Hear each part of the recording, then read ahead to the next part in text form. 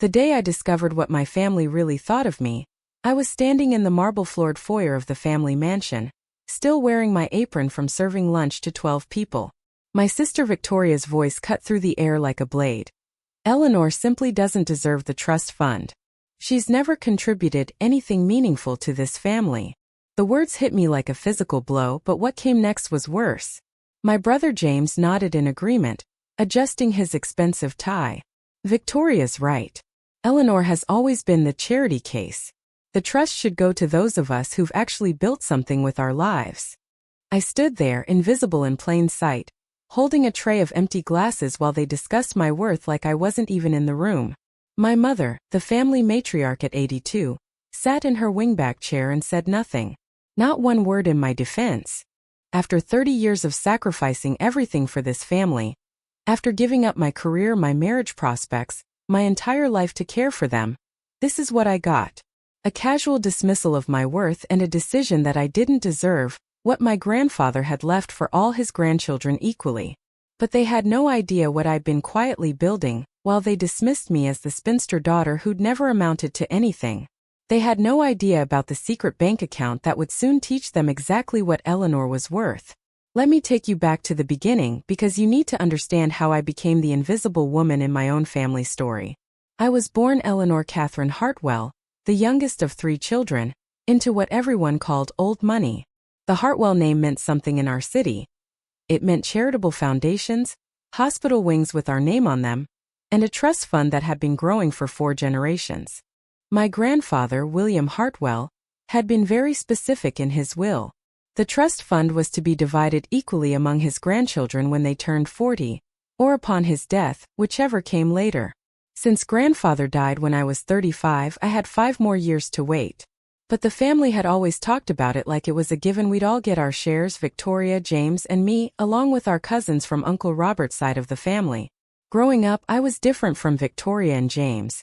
They were the golden children. Victoria became a successful lawyer, married another lawyer, and they lived in a sprawling suburban mansion with their 2 perfect children. James went into finance, made millions, and collected expensive cars like some people collect stamps. They were the success stories, the ones who made mother proud at dinner parties. I was the one who stayed home. It started innocently enough. When I was 22, fresh out of college with a degree in education, I was all set to start teaching at a private school. I had my own apartment picked out, my life planned. But then mother had her first heart attack, and suddenly everything changed. "Eleanor, darling," she said from her hospital bed, looking so frail and vulnerable. "I don't know what I'd do without you. Victoria and James are so busy with their careers. Would you consider moving back home? Just until I get back on my feet." Just until she got back on her feet. That was 18 years ago. What started as a temporary arrangement became my entire life. Mother's health became a revolving door of issues. Heart problems, arthritis, anxiety attacks whenever I mentioned getting my own place. Father needed someone to manage the household staff, coordinate his business, entertaining, handle the social calendar. "Eleanor is so good at these things," they'd say. "She has such a gift for making everything run smoothly." The teaching job went to someone else. The apartment was rented to another tenant. My college friends moved on with their lives while I became the family coordinator, the one who made sure everyone else's life ran perfectly. And I was good at it. I managed the household staff of 6 people, coordinated charity events that raised hundreds of thousands of dollars, kept track of everyone's schedules and needs. When Father's business associates came for dinner, I planned menus that impressed them. When Victoria needed someone to watch her children during school holidays, Aunt Eleanor was always available. When James went through his messy divorce, I was the one who coordinated with lawyers and made sure his children felt loved and supported during the transition. I became indispensable to everyone and invisible at the same time. The years blurred together in a pattern of service and sacrifice. I never married. How could I, when every man I dated eventually realized that my family would always come first? I never had children of my own. I was too busy raising everyone else's and taking care of everyone else's needs. I never built a career. I was too busy making sure everyone else's careers flourished. But I wasn't completely naive. Somewhere around year 10 of this arrangement, I realized that I needed to protect my future. That's when I started what I privately called the Eleanor Fund. It began small. Mother gave me a household allowance to manage expenses, and I was careful with it. Very careful. I clipped coupons, found sales, negotiated better rates with service providers. Every dollar I saved went into a separate account that I opened at a bank across town, far from where any family member might accidentally discover it. Then I started freelancing. While everyone assumed I spent my days just lounging around the house, I was actually working as a virtual assistant for several small businesses, doing bookkeeping and administrative work online. The beauty of it was that I could do it during the hours when everyone was gone, and no one in my family was tech-savvy enough to understand what I was really doing when they found me at the computer. "Eleanor's always on that thing," Victoria would say dismissively. "Playing games or browsing shopping sites, probably." If only she knew that I was building a portfolio of clients who valued my work enough to pay premium rates for my discretion and reliability. Business owners loved that I was available during regular business hours, that I could handle their books with the same attention to detail I brought to managing a household, that I never gossiped about their financial information. The money grew steadily. 5 years of careful saving and smart investing, and I had built something substantial. Not trust fund substantial, but enough to give me options. Enough to give me power if I ever decided to use it. I also started paying attention to the family finances in a way I never had before. When you're managing a household, you learn things. You see the bills, the bank statements that get left lying around, the worried phone conversations that people think you're not listening to. That's how I learned that Victoria and James weren't quite as financially secure as they pretended to be. Victoria's law practice was struggling. The market was saturated with lawyers, and her specialty in corporate law was becoming increasingly competitive.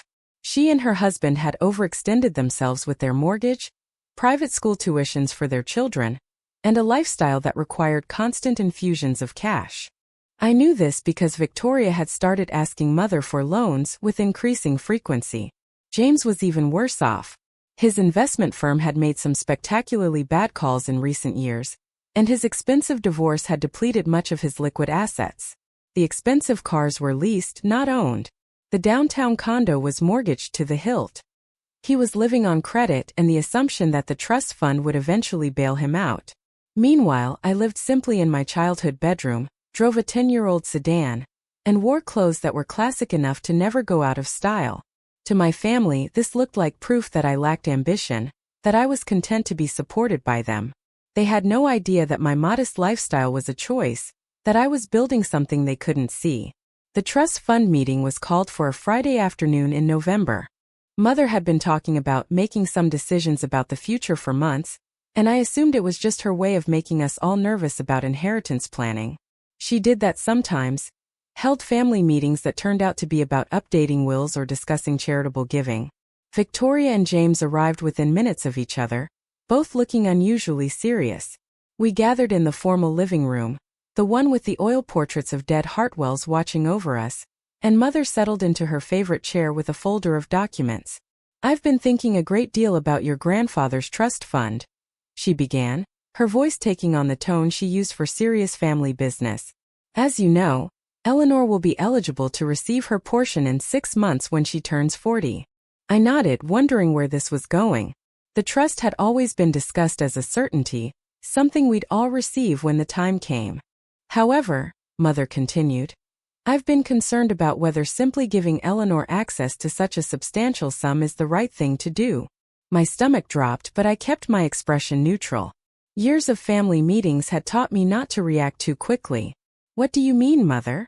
Victoria asked, though something in her tone suggested she already knew. "I mean that Eleanor has never shown the financial responsibility or life experience that would indicate she's ready to handle that kind of money. She's never had a real job, never managed significant finances, never made the kinds of decisions that build character and judgment." James leaned forward, suddenly very interested. "Are you saying she shouldn't get her portion of the trust?" "I'm saying that perhaps the money would be better used if it were divided between you and Victoria, people who have proven they can build something meaningful with financial resources." And that's when Victoria delivered the line that changed everything. "Eleanor simply doesn't deserve the trust fund. She's never contributed anything meaningful to this family." James nodded his agreement about me being the charity case, And I realized that this wasn't a spur-of-the-moment decision. They had discussed this before. They had planned this. I stood there holding my tray of glasses, the perfect picture of the family servant, while they dissected my worth as a human being. Mother didn't defend me. Victoria didn't acknowledge the 18 years I'd spent making her life easier. James didn't mention that I'd helped him through his divorce, watched his children, coordinated his social life. I think, Mother said finally, that the trust should be restructured. Eleanor can continue to live here, of course, and we'll make sure she's taken care of. But the money itself should go to Victoria and James. What does Eleanor think about this? Victoria asked, as if suddenly remembering I was in the room. All three of them turned to look at me. The spinster daughter. The charity case. The family member who had never contributed anything meaningful. I set down my tray very carefully on the side table, smoothed my apron, and looked each of them in the eye before I spoke. I think, I said quietly, that you might be surprised by what Eleanor is capable of. And then I walked out of the room, leaving them to divide up my inheritance without me. But I didn't go far. I went to my room, closed the door and opened my laptop. It was time to check on something I'd been building for the past several months, something that was about to become very relevant. You see, while my family saw me as the woman who never left home, who never built anything, who never contributed meaningfully to the world, I had been quietly building something that none of them knew about. Something that was about to change the entire dynamic of our family. The secret bank account Victoria and James didn't know about contained $47,000. But that wasn't the surprise that was going to shock them. The real surprise was what I'd been doing with that money, and how it was about to make their financial problems much worse while simultaneously solving mine. Let me explain what had been happening. While they thought I was just sitting around the house playing computer games. Remember how I mentioned that I'd been paying attention to family finances? Well, I'd been paying attention to more than just the household accounts. When you live in a house where business conversations happen at the dinner table, where important documents get left in common areas, where people take phone calls about financial matters while you're invisibly dusting the furniture, you learn things. I learned that Father's business, Hartwell and Associates, was in trouble. The commercial real estate development company that had built the family fortune was facing serious challenges. 3 major projects had fallen through in the past 2 years, and the company was carrying significant debt. More importantly, I learned that Father had been using his personal assets, including borrowing against the trust fund, to keep the business afloat. This was information that Victoria and James didn't have, because they'd never bothered to pay attention to the details of family finances. They just assumed the money would always be there.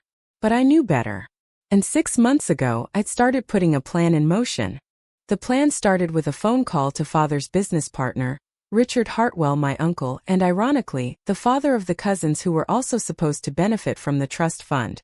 Uncle Richard had always been different from Father, more pragmatic, more willing to make difficult decisions. Eleanor. Uncle Richard had sounded surprised when I called him. Is everything all right? Is your father okay? Father is fine, Uncle Richard. But I think you and I need to have a conversation about the business. And about some opportunities that might interest you.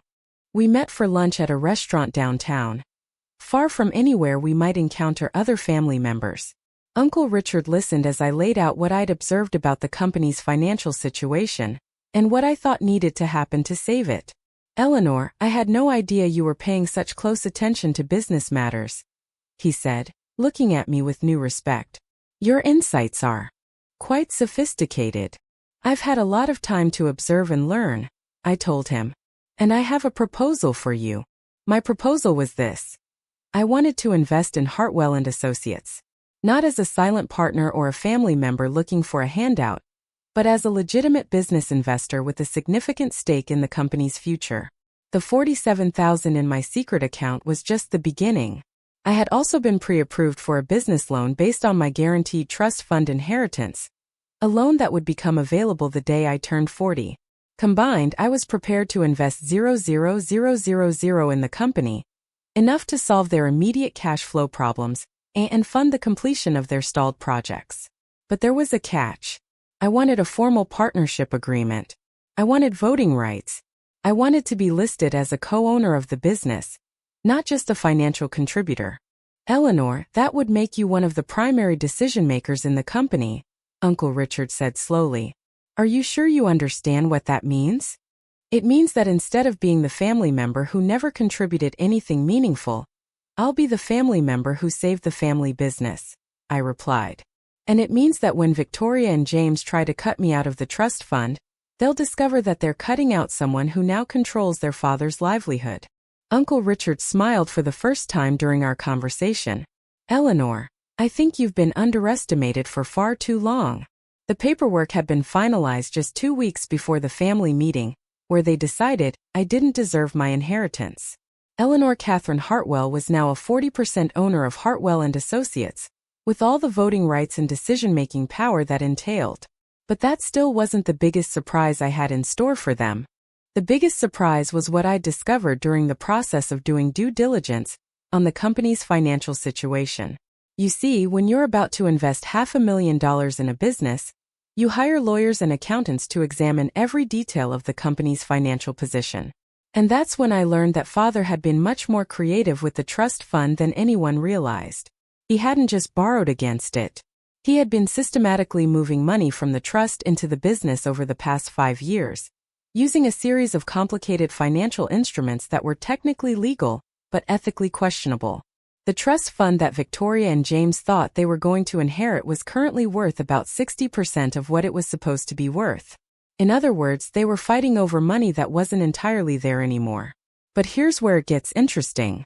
As a new partner in Hartwell and Associates, I now had access to all of the company's financial records, and I had the legal right to call for a full audit of how the trust fund money had been used in the business. If I demanded that audit, and insisted that the trust fund be made whole by returning the borrowed money to the trust, it would bankrupt Hartwell and Associates. It would destroy Father's business, eliminate James and Victoria's expected windfall, and probably result in the family losing the house and most of our assets. Or, alternatively, I could choose not to call for that audit. I could let the borrowed money stay in the business, where it was actually being used productively to fund new development projects that would generate returns for everyone. Guess which option gave me the most power in family negotiations? The day after the family meeting where they decided I didn't deserve the trust fund, I called Uncle Richard. It's time, I told him. Schedule a full family meeting for this weekend. Everyone needs to be there: Mother, Father, Victoria, James, and your children too, since they're also trust beneficiaries. Tell them we're discussing the future of Hartwell and Associates, and some irregularities that have been discovered in the trust fund management. Eleanor, are you sure you want to do this? Once you reveal what you know, there's no going back. Uncle Richard, they spent yesterday explaining to me why I don't deserve to be treated as an equal member of this family. I think it's time they learned what happens when they lose the family member who's been holding everything together. The meeting was scheduled for Saturday afternoon. I spent the intervening days making some additional preparations. First, I met with my lawyer to make sure all of my partnership documents were in perfect order, and to discuss the legal implications of what I was about to do. Then I met with my accountant to review the investment options for my secret bank account, and to project the returns on my business partnership. Finally, I did something I hadn't done in 18 years. I went shopping for myself. Not the practical, modest shopping I usually did, but real shopping. I bought a business suit that fit me perfectly and made me look like the serious businesswoman I was about to reveal myself to be. I bought shoes that were both professional and confidence-inspiring. I even went to a salon and had my hair styled in a way that looked polished and executive rather than home-styled and invisible. When Saturday arrived, I was ready. The family gathered in the formal dining room this time, around the mahogany table that had hosted 4 generations of important family discussions. Father sat at the head of the table looking nervous, Mother sat to his right looking confused, and Victoria and James sat across from each other looking annoyed at having their weekend interrupted. Uncle Richard's family completed the group: his wife Alice, and their 2 children, my cousins David and Sarah, both in their 30s and both expecting to receive portions of the trust fund along with the rest of us grandchildren. I arrived last, wearing my new suit and carrying a leather portfolio that contained documents they had never seen before. Eleanor, Victoria said impatiently as I took my seat. Uncle Richard said this meeting was about irregularities in the trust fund. What's this about? I opened my portfolio, removed a stack of documents, and set them on the table in front of me before I answered. This meeting is about several things, Victoria. It's about the trust fund, yes. It's about the family business. And it's about some decisions that need to be made regarding both. Father shifted uncomfortably in his chair. I could tell he was beginning to understand that this wasn't going to be the simple family meeting he'd expected. First, I continued, I want to make sure everyone understands the current financial position of both the trust fund and Hartwell and Associates, because I don't think everyone has complete information. I slid the first set of documents across the table. These are the audited financial statements for the trust fund for the past 5 years. As you can see, significant amounts have been moved from the trust into the business during that time. Victoria grabbed the papers and started scanning them, her lawyer's training evident in how quickly she found the relevant numbers. Her face went pale. Father, what is this? Why is the trust fund worth so much less than it should be? It's complicated, Victoria, Father began, but I interrupted him. It's actually not complicated at all. The business was in trouble, and Father used money from the trust fund to keep it afloat, which is legal since he's the trustee, but it means that the inheritance you were planning to receive yesterday doesn't exist in the form you thought it did. James snatched the documents from Victoria and started doing his own calculations. This says the trust is currently worth about $0.3 million instead of the million we expected. That's correct, I confirmed. Now, this brings us to the second item on today's agenda. I slid another set of documents across the table. These are the partnership agreements for my investment in Hartwell and Associates. As of 2 weeks ago, I am a 40% owner of the family business. The silence that followed was profound. You could have heard a pin drop in that dining room. Victoria was the first to find her voice. What do you mean you're a 40% owner? How is that possible? I invested 0,0000 in the business, Victoria. I provided the capital injection that Father and Uncle Richard needed to complete their current development projects and stabilize the company's financial position. Where did you get 0,0000? James demanded. You don't have that kind of money. I smiled at him, the same patient smile I'd been giving my family for 18 years when they underestimated me. Actually, James, I do have that kind of money. I've been building my own investment portfolio for the past several years through my consulting work. The $47,000 I've saved, combined with a business loan secured against my trust fund inheritance, gave me the resources to make this investment. Mother looked stunned. Eleanor, you have a consulting business? When did this happen? I've been working as a virtual assistant and bookkeeper for small businesses for 5 years, Mother. While you all assumed I was sitting around the house doing nothing productive, I was actually building a client base and a financial portfolio. Uncle Richard, who had been quietly watching the reactions around the table, decided it was time to speak up. Eleanor's investment saved the business, he said simply. Without her capital injection, Hartwell and Associates would have been bankrupt within 6 months. She didn't just invest money. She also provided business analysis and strategic planning that helped us identify the problems and develop solutions. David, my cousin, looked confused. But Eleanor, why didn't you tell anyone you were doing this? Because no one asked, David. No one in this family has ever asked what I was doing with my time, or whether I had goals or ambitions of my own. You all assumed that because I stayed home and took care of family responsibilities, I wasn't capable of anything else. I turned to look directly at Victoria and James.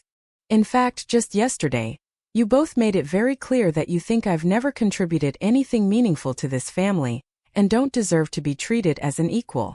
Victoria had the grace to look embarrassed. Eleanor, that's not exactly what we meant. That's exactly what you meant, Victoria. You said I don't deserve the trust fund because I've never contributed anything meaningful. You said I'm the charity case who should be grateful that you'll take care of me. I stood up and walked to the window, looking out at the garden where I'd spent so many hours over the years, invisible and unappreciated. Well, here's the thing about charity cases, I said, turning back to face the table. Sometimes they surprise you. I returned to my seat and opened my portfolio to the final set of documents.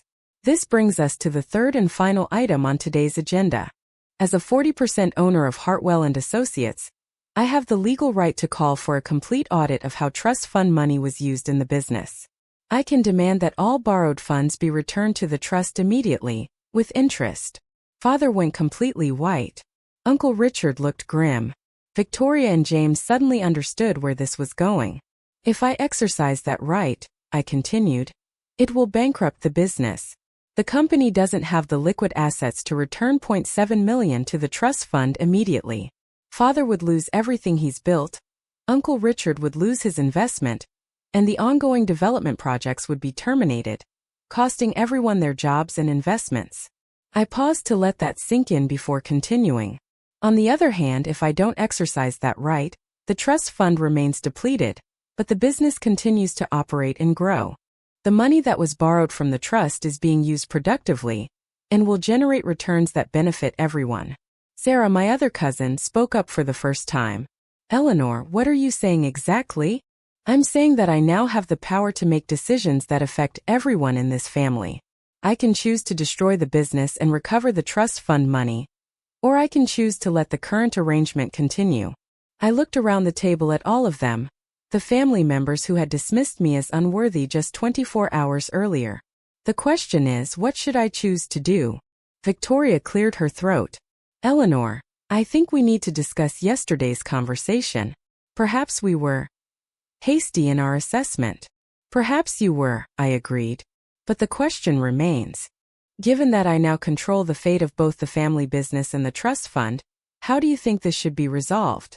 James, ever the financial strategist, was the first to understand the new power dynamics. You want us to acknowledge that you deserve equal treatment in the trust fund distribution, he said slowly. That's part of it, I confirmed. But it's more than that. I want this family to acknowledge that I have contributed meaningfully to everyone's lives, and that I deserve to be treated with respect, not as a charity case who should be grateful for whatever scraps you decide to throw me. Mother, who had been silent through most of this revelation, finally spoke up. Eleanor, I had no idea you were capable of all this. Why didn't you ever tell us? I looked at her with 18 years of frustration and hurt in my eyes. Mother, I tried for years to be seen as more than just the daughter who stayed home.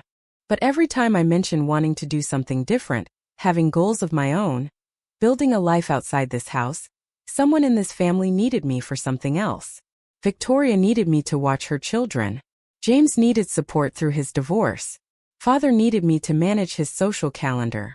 You needed me to coordinate your medical appointments and manage the household. I stood up again, needing to move to contain my emotions. I gave up 18 years of my life to make all of your lives easier. I never complained, never demanded recognition, never asked for anything in return except to be treated as a valued member of this family. And yesterday, you repaid that sacrifice by deciding that I don't deserve what grandfather left for me. The room was completely silent. Even Victoria, who always had something to say, sat quietly. So here's what's going to happen, I continued.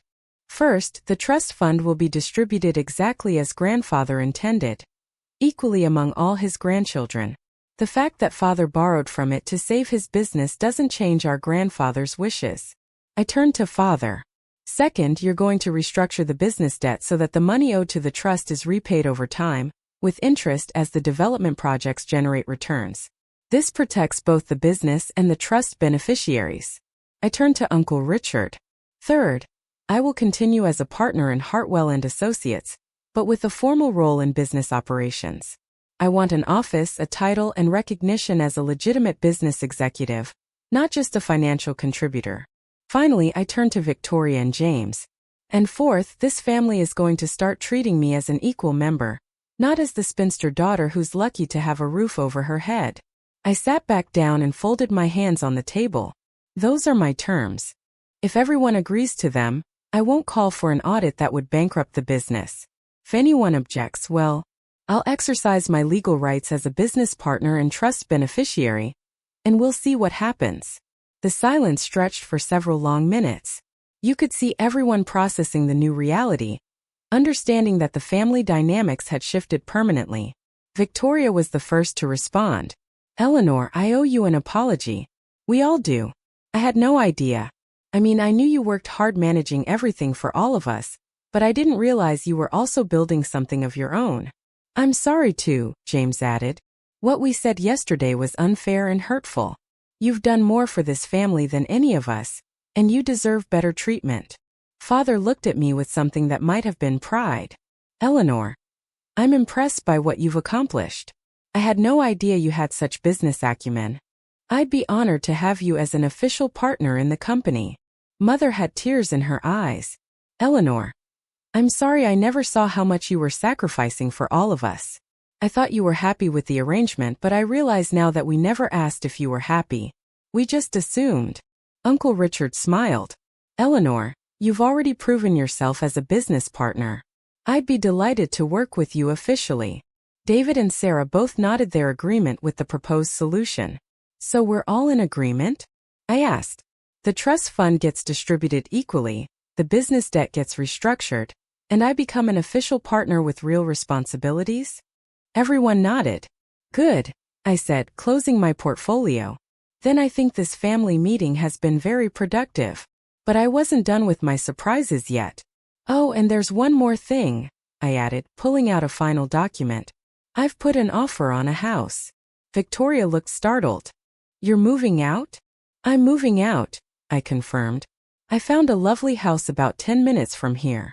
Close enough to stay involved with the family and the business, far enough away to have my own space and my own life. I slid the real estate listing across the table. It showed a beautiful 2-bedroom craftsman house with a garden and a home office. I'll be closing on it next month. After 18 years, I think it's time Eleanor had her own place.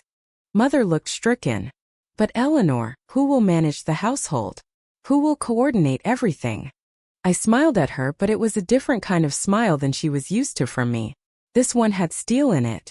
Mother, you managed just fine for the first 64 years of your life. I think you can figure it out. And if you need help, there are professionals you can hire. People who get paid for managing households and coordinating schedules. But family is different, she protested.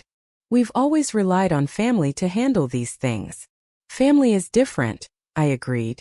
Which is why, from now on, when family members need help with things, they're going to ask nicely instead of assuming it's owed to them.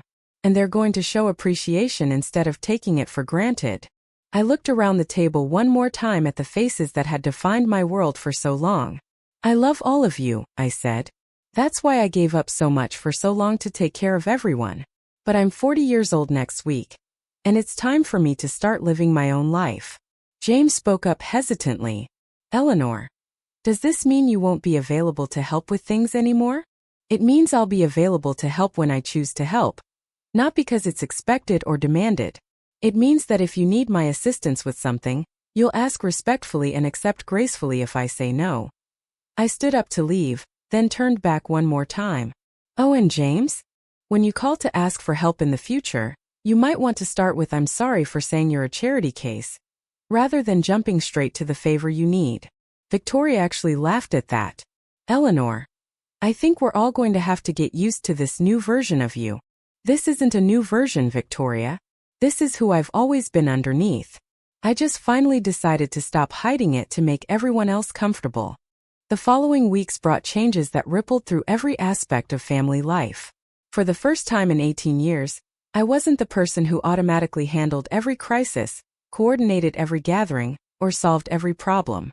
When Victoria called 2 days later in a panic because her usual babysitter had canceled and she had an important client meeting, I listened sympathetically and then said, "That sounds really stressful, Victoria. I hope you find a solution. But Eleanor, can't you just watch them for a few hours? You know how important this client is to me."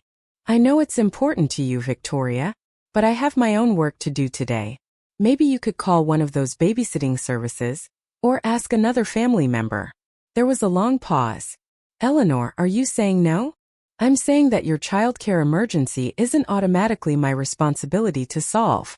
If you'd like to ask me for help as a favor, you can do that. But you'll need to actually ask and accept that I might say no." Another pause. Then in a much different tone. "Eleanor, would you be willing to help me out by watching the kids for a few hours? I understand if you can't, but it would mean a lot to me." "I'd be happy to help, Victoria. What time do you need me there?" The difference was subtle but significant. Instead of assuming I had no choice but to help, She acknowledged that she was asking for a favor that I could decline. James had a similar learning curve when his car broke down, and he needed a ride to pick up the loaner from the dealership. His first call was typical James. "Eleanor, I need you to drive me to the Honda place. My car's in the shop and they close at 6. "That's unfortunate, James. I hope you figure out transportation." "What do you mean you hope I figure it out? Can't you just drive me?" "I can drive you if you ask me to, but I'm not going to respond to demands anymore." A few minutes later, my phone rang again. "Eleanor? It's James. I'm sorry for being demanding earlier. Would you be willing to give me a ride to pick up my car? I'd really appreciate the help." "Of course, James. I'll pick you up in 20 minutes.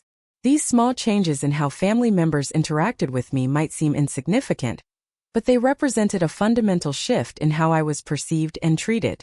Instead of being the family servant who existed to solve everyone else's problems, I became a family member whose time and energy had value. The business partnership proved to be even more rewarding than I'd expected. Uncle Richard and I worked well together, and he genuinely valued my insights into the financial and operational aspects of the company. Father, once he got over the shock of discovering that his unambitious daughter was actually a savvy businesswoman, began including me in strategic planning discussions. My first official day at the Hartwell and Associates office was a revelation. I had my own office with my name on the door. Eleanor Hartwell, partner. I had business cards and letterhead and a secretary who took my calls seriously. The consulting work I'd been doing from home translated perfectly into business development and client relations for the company. My attention to detail and ability to anticipate problems before they became crises made me invaluable in project management. Within 3 months, I had identified several new development opportunities and had begun negotiations with potential clients who were impressed by my professionalism and expertise. "Eleanor," Uncle Richard said during one of our weekly partnership meetings, "I have to admit that when you first approached me about investing in the business, I thought it was nice that you wanted to be involved, but I didn't expect much. You've exceeded every expectation." "Thank you, Uncle Richard. It feels good to finally use skills I've been developing for years. It makes me wonder what other talents this family has been overlooking by making assumptions about what people are capable of." He was right about that. The family had operated for years under a set of assumptions about what each person could contribute, and those assumptions had limited everyone's potential. My new house became a symbol of my independence, and a gathering place for family interactions that were based on choice, rather than obligation. When I hosted my first dinner party in my own home, everyone came, but they came as guests rather than as people who expected to be served. Victoria brought wine and actually helped with the dishes afterward. James arrived with flowers and complimented the meal. Mother, who had been skeptical about my ability to manage my own household, was clearly impressed by how beautifully I'd decorated and organized everything. "Eleanor, this house is lovely," she said, looking around my living room with its carefully chosen furniture and personal touches. "It feels so you." "Thank you, Mother. It's nice to have a space that reflects my own taste and preferences. I'm sorry it took me so long to realize that you might want your own space. I think I got so used to having you available that I forgot you might have dreams of your own." It was the closest thing to an apology I'd received from her, and I appreciated it. The trust fund distribution happened exactly as grandfather had intended. Each grandchild received an equal share, and the money that had been borrowed by the business was structured as a formal loan that would be repaid with interest over 5 years. But more importantly, the family dynamics had permanently changed. Instead of one person sacrificing everything for everyone else's convenience, we began operating as a group of adults who helped each other by choice and showed appreciation for that help. Victoria started paying for professional childcare instead of assuming I would always be available. When she did ask for help with her children, it was because she wanted them to spend time with their aunt, not because she needed free labor.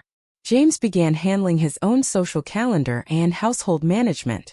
When he asked for advice or assistance, he acknowledged that he was asking for a favor. Mother hired a part-time housekeeper and a personal assistant to handle the things I had been managing for 18 years.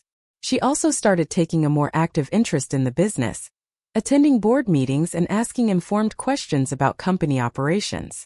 Father and I developed a genuine working relationship based on mutual respect, rather than parental authority and filial obligation. He began seeking my input on important decisions and acknowledging my contributions in front of clients and business associates. The extended family, David and Sarah and their children, also adjusted to the new reality. Instead of viewing family gatherings as events that Eleanor would automatically organize and manage, they began sharing responsibility and contributing to the planning and execution.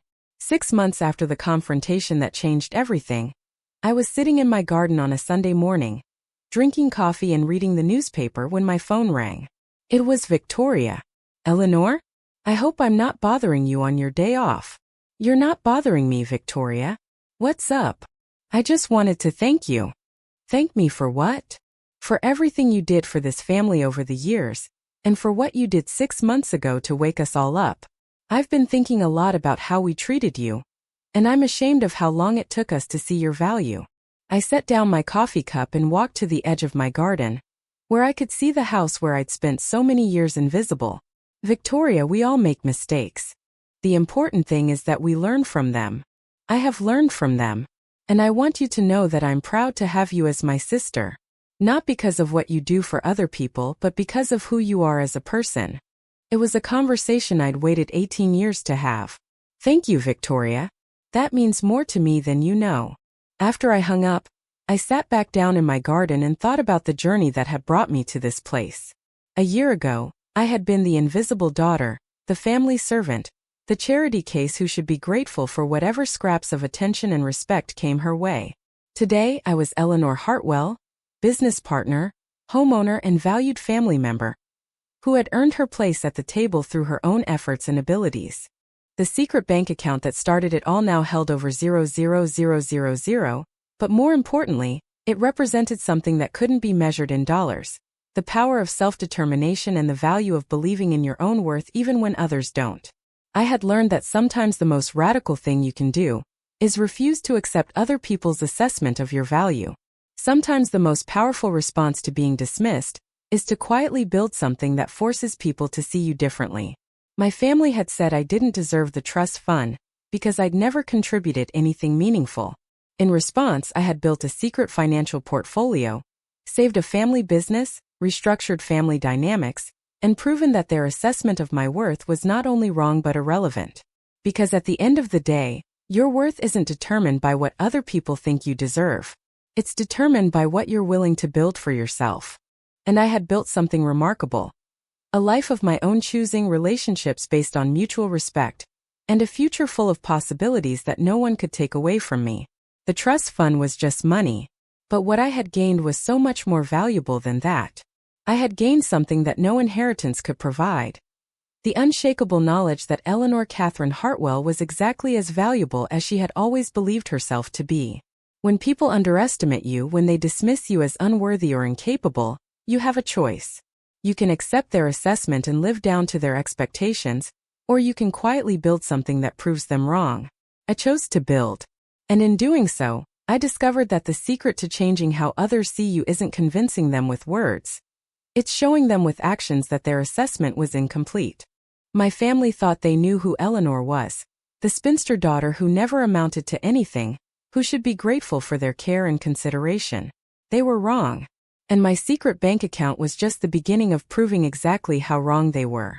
Today, when I walk into family gatherings, I'm not the invisible woman who serves everyone else. I'm Eleanor Hartwell, the business partner who saved the family company, the investor who built her own portfolio, the family member who chose to stay involved because she wanted to, not because she had no other options. And when new challenges arise, because they always do in families, I meet them from a position of strength and choice rather than obligation and invisibility. The secret bank account taught me something invaluable. Financial independence is just the foundation. Real independence comes from knowing your own worth and being willing to insist that others recognize it too. Sometimes the most powerful thing you can do is build something in secret, while others underestimate you. And sometimes the most satisfying moment comes when you finally reveal what you've built and watch their assumptions crumble. I had spent 18 years being undervalued by my family, but in the end, I didn't just prove my worth. I transformed our entire family dynamic and created a future where everyone is valued for who they really are rather than what others assume about them. That's worth more than any trust fund could ever be.